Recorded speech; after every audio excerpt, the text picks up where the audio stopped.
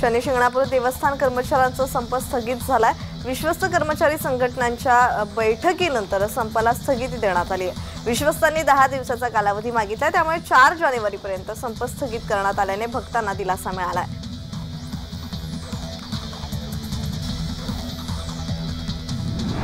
साताऱ्याच्या रविवार पेठेतील सार्वजनिक महिलांच्या शौचालयात एक हडळ दिसली अशी बातमी परिसरात पसरली आणि त्यामुळे परिसरात भीतीचं वातावरण निर्माण झालंय। असा खोडसाळपणा करून नागरिकांना भयभीत करणाऱ्यांवर पोलिसांनी कारवाई करावी आणि त्यास चांगला धडा शिकवावा अशी मागणी परिसरातील महिला व नागरिकांकडून केली जाते।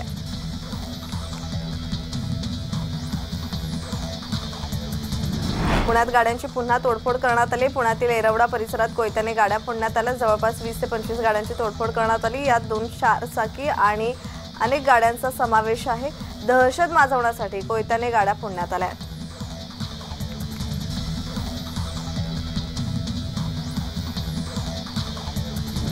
अहमदनगर जिल्ह्यातील संगमनेर तालुक्यातील कोळेवाडी मुक्कामाहून संगमनेरला परत जाणारा एसटीला अपघात झालाय। पिंपरणे येथे पुलावरून बस खाली कोसळल्याने सकाळी 7:30 वाजण्याच्या सुमारास एसटी बसचा अपघात झाला। ज्यावेळी अपघात झाला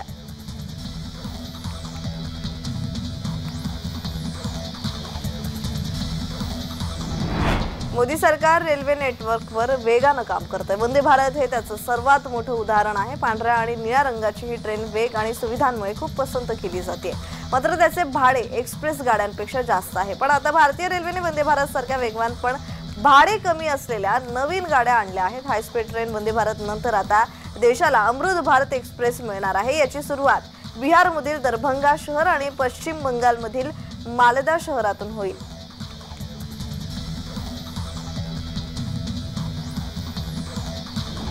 नाशिक जिल्ह्यातील सिन्नरमध्ये गोरख शिरसाठ या शेतकऱ्याने आत्महत्या केली। गोरख शिरसाठ यांच्यावर 2 बँकांचे कर्ज होते। कर्ज परतफेडीसाठी बँकेकडून तगादा लावल्याने शिरसाठ यांनी आत्महत्या केल्याचा आरोप करण्यात आलाय। तर आत्महत्या करण्यापूर्वी शिरसाठ यांनी लिहिलेल्या चिठ्ठीत कर्ज घेतल्याचा उल्लेख आहे।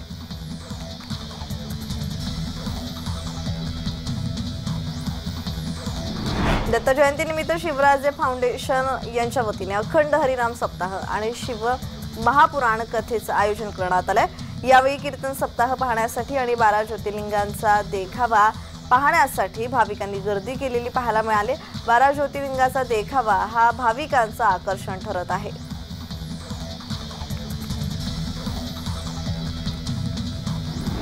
अक्कलकोट येथे दत्त जयंती उत्साहात साजरी करण्यात आली। तर दत्त दर्शनासाठी भाविकांची एकच गर्दी पाहायला मिळाली आहे।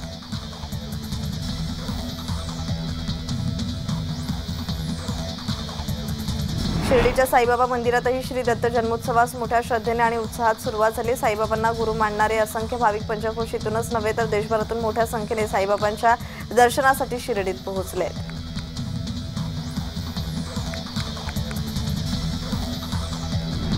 नाशिक जिल्ह्यातील चांदवड येथील शिंगवे या गावात अतिप्राचीन असे दत्त मंदिर आहे आणि या मंदिरात दत्त जयंतीचा उत्सव मोठ्या उत्साहात पार पडतोय।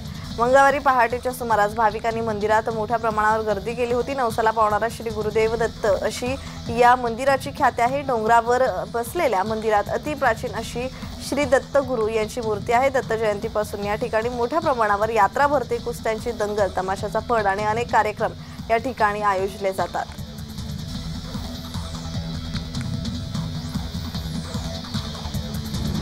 पाटण डाकेवाडी येथील कलावंत डॉक्टर संदीप डाकवे यांनी महाराष्ट्राची कला असलेली वारली कले श्री दत्त जयंती सोहळा रेखाटण्याचा प्रयत्न केला। या दत्त जयंतीचे औचित्य साधून ही अनोखी कलाकृती केली आहे। त्यांनी वारली कलेतून रेखाटलेल्या दत्त जयंती सोहळ्याचे सर्वत्र कौतुक होत आहे।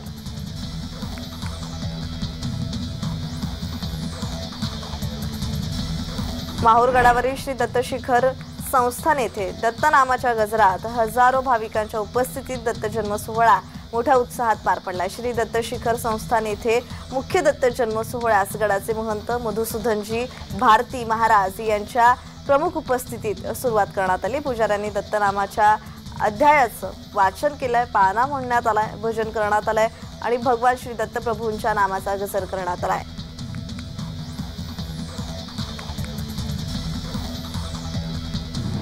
दत्त जयंतीनिमित्त कोल्हापूर जिल्ह्यातील नरसिंहवाडी दत्त मंदिर येथे विविध धार्मिक कार्यक्रमांचे आयोजन करण्यात आले। कृष्णा आणि पंचगंगा नदीच्या संगमावर हे मंदिर असून दत्त जयंतीनिमित्त महाराष्ट्रातल्या कानाकोपऱ्यातून दर्शनासाठी भाविकांनी मंगळवारी पहाटेपासूनच नरसिंहवाडी येथील मंदिरात गर्दी केली। सायंकाळी 5:30 वाजता दत्त जन्मकाळ सोहळा असून या सोहळ्यासाठी भाविक मोठ्या उत्साहाने सहभागी होताना दिसतात।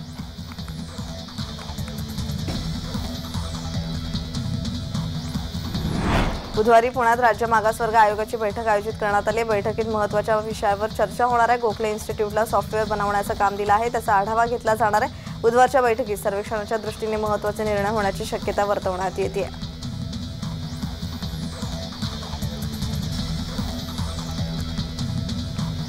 तळ कोकणातून प्रसिद्ध आणि नवसाला पावणाऱ्या आंगणेवाडी येथील श्रीदेवी भराडी मातेचा जत्रोत्सव 2 मार्च रोजी होणार आहे। याची माहिती आंगणेवाडी देवस्थान समितीचे अध्यक्ष भास्कर आंगणे यांनी दिली। आंगणेवाडी येथील भराडी जत्रोत्सवात राजकीय लोकांची मांदियाळी असते। विशेष म्हणजे या जत्रोत्सवात राजकीय लोकांबरोबरच अनेक सेलिब्रिटीज सुद्धा हजेरी लावतात।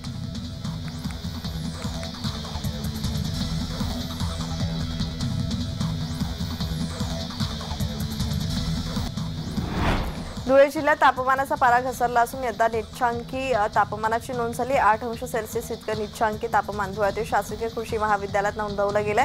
2 दिवसांपासून जिल्ह्यामध्ये तापमानाचा पारा हा सतत खाली येतोय। 2 दिवसांपूर्वी तापमानाचा पारा 9 अंशावर आला होता, तर गेल्या 24 तासांमध्ये तापमानाचा पारा पुन्हा घसरला आहे। थंडीमुळे जनजीवन विस्कळीत झालं असून रस्ते निर्मनुष्य झालेत। त्याचबरोबर थंडी वाढल्याने नागरिक शेकोटीचा सहारा घेताना दिसतात।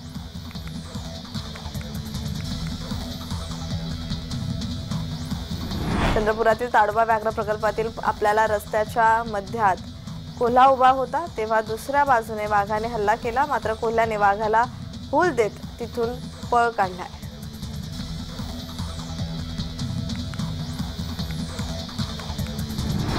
सांगलीच्या कवठे महाकाळ तालुक्यातल्या देशिंग येथे अंबाबाई देवीच्या यात्रेनिमित्त भव्य बैलगाडी आणि घोडागाडी शर्यती पार पडल्या आहेत। डबल महाराष्ट्र केसरी चंद्रहार पाटील यांच्या वतीने या रुस्तमे हिंद भव्य बैलगाडी घोडागाडी शर्यतींचं आयोजन करण्यात आलं होतं। सुमारे 150 एकर क्षेत्रावर शर्यतीसाठी विशेष मैदान बनवण्यात आलं होतं, तर घोडागाडी आणि घोडे पळवण्याच्या शर्यतीमध्ये सुमारे 150हून अधिक स्पर्धकांनी सहभाग नोंदवला होता।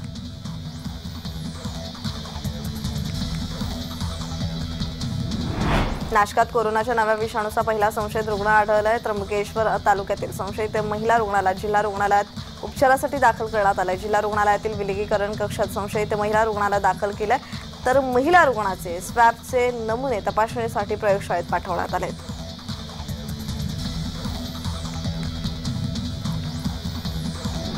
डॉक्टर बाबासाहेब आंबेडकर मराठवाडा विद्यापीठाच्या नव्या कुलगुरूंच्या शोधासाठी 7 महिन्याआधी प्रक्रिया सुरू केली होती। 31 डिसेंबरच्या आत नवे कुलगुरू मिळतील अशी आशा पल्लवित झाली होती, पण आता मावळते कुलगुरू डॉक्टर प्रमोद येवले यांचा कार्यकाळ संपण्यास अवघे 5 दिवस शिल्लक आहेत। नव्या कुलगुरूंची निवड होणे आता अशक्यप्राय झाले आहे। पुढे ढकललेल्या मुलाखतींची पुढची तारीख अद्याप निश्चित नाही, त्यामुळे डॉक्टर येवलेंना अन्य कोणाकडे तरी पदभार द्यावा लागणार आहे।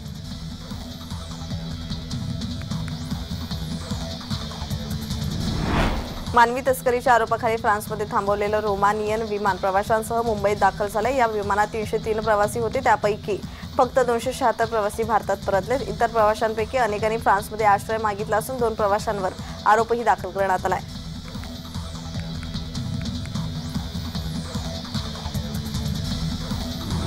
ओडिशातील सिमिलिपाल व्याघ्र प्रकल्पात 1 नव्हे 2 नव्हे तर तब्बल 10 काळ्या वाघांची नोंद करण्यात आली आहे। तर देशातील सर्व काळे म्हणजेच मेलेनिस्टिक वाघ या एकाच व्याघ्र प्रकल्पात आहेत। हे विशेष केंद्रीय पर्यावरण, वने व हवामान बदल मंत्रालयानेही यावर शिक्कामोर्तब केला आहे।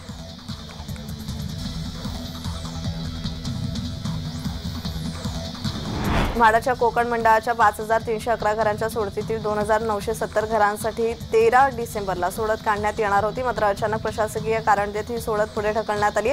अद्याप सोडतीची नवीन तारीख जाहीर केली जात नसल्याने पात्र अर्जदारांमध्ये नाराजी आहे। सुमारे 24,000 अर्जदारांना या सोडतीच्या तारखेची प्रतीक्षा आहे।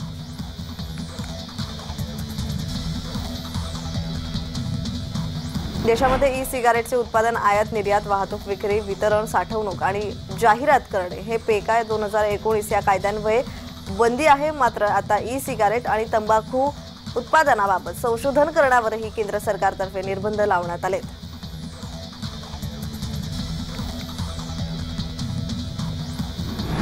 महात्मा ज्योतिबा फुले संशोधन व प्रशिक्षण संस्थेमार्फत ओबीसी व्हीजेएनटी एसबीसी त्याचबरोबर प्रवर्गातील पीएचडी संशोधकांना अधिछात्रवृत्तीतून अर्थसहाय्य केले जाते। आता महाज्योतीच्या संचालक मंडळाने पीएचडी संशोधकांच्या अर्थसहाय्य योजनेत वाढ केली आहे। विद्यापीठ अनुदान आयोगाकडून नवीन रक्कम ठरवण्यात आल्यानंतर हा निर्णय घेण्यात आला आहे।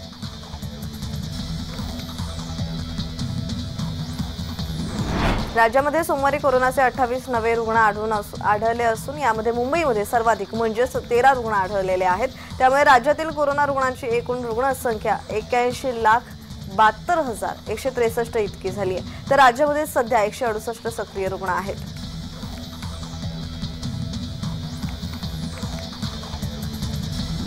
आगामी लोकसभा निवडणुकीत राज्यातील 50% म्हणजे सुमारे 50,000 मतदान केंद्रावर मतदानाच्या दिवशी व्हिडिओ चित्रीकरण करण्यात येणार असून संपूर्ण मतदानाची प्रक्रिया पार पडेपर्यंत हे चित्रीकरण केलं जाणार असून त्यासाठी मंत्रालयात मध्यवर्ती केंद्र स्थापन केलं जाणार आहे। त्याची जबाबदारी जिल्हा निवडणूक अधिकारी तथा जिल्हाधिकारी त्यांच्यावर ठेवण्यात आली आहे।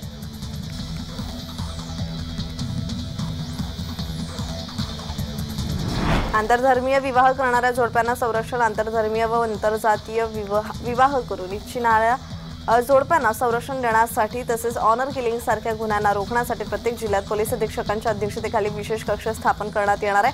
त्याचबरोबर अशा जोडप्यांना पोलिसांचा बंदोबस्त असलेले सुरक्षागृहही उपलब्ध करून देण्यात येणार आहे। सर्वोच्च न्यायालयाच्या आदेशानुसार गृह विभागाने हा निर्णय घेतला आहे।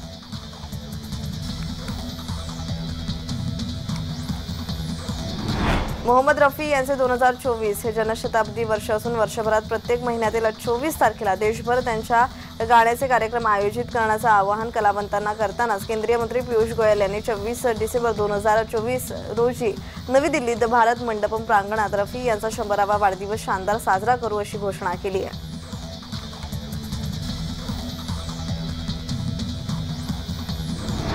सावली वन परिक्षेत्रात वाघाचा मृत्यू। तर सावली वन परिक्षेत्र अंतर्गत येत असलेल्या व्याहड खुर्द उपवन क्षेत्रातील कापसी बेट परिसरात सोमवार 25 डिसेंबर रोजी पहाटेच्या सुमारास गोसेखुर्द नहराच्या बाजूला शेतात मृतावस्थेत वाघ आढळून आल्याने एकच खळबळ उडाली। 5 दिवसात 3 वाघांचा मृत्यू झाल्याने वन विभाग हादरून गेलाय।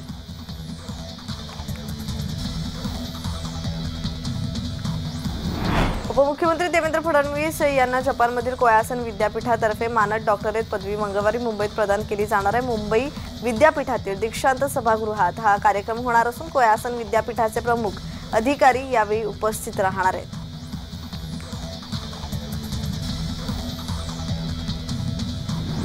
मंगळवारपासून देशभरात तापमानाचा पारा आणखी खाली घसरण्याची शक्यता वर्तवण्यात येते। उत्तर प्रदेश, मध्य प्रदेशसह महाराष्ट्रात गारठा वाढला आहे तर काही भागात पावसाची शक्यता वर्तवण्यात आली आहे। भारतीय हवामान विभागाने दिलेल्या ताज्या माहितीनुसार 26 आणि 27 डिसेंबर दरम्यान पंजाब, हरियाणा, उत्तर प्रदेश, मध्य प्रदेश आणि राजस्थानमध्ये विविध भागात सकाळी धुक्याची चादर पाहायला मिळणार आहे। राजस्थानमध्ये काही ठिकाणी पावसाची रिमझिम पाहायला मिळणार आहे आणि याचाच परिणाम राज्यातही होणार आहे।